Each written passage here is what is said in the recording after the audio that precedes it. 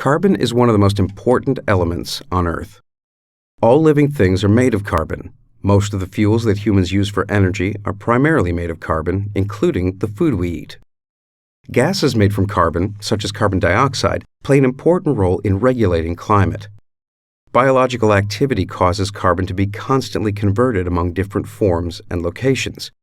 These movements of carbon are referred to as the carbon cycle.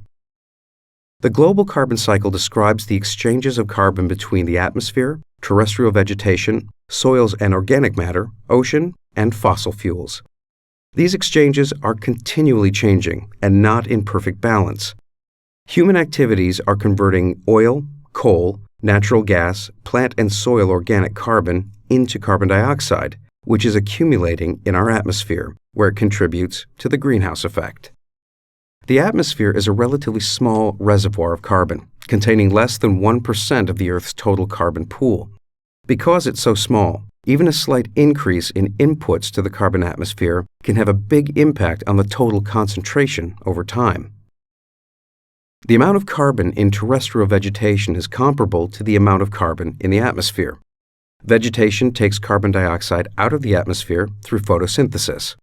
However, the amount that humans continue to add through fossil fuel emissions is more than plants are able to use, so it accumulates in the atmosphere.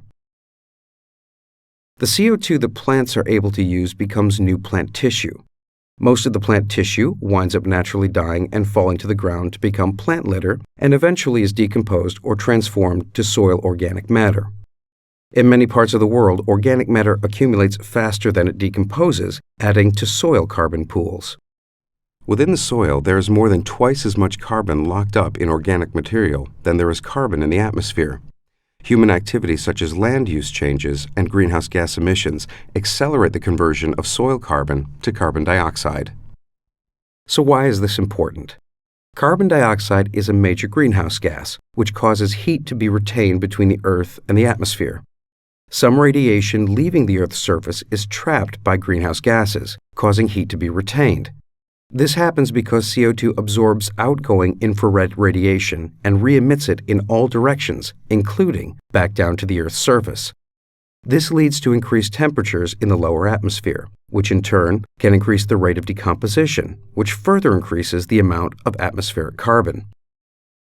This creates a magnifying cycle of increased warming and increased atmospheric carbon. It's important to understand the overall exchanges of carbon to understand this process.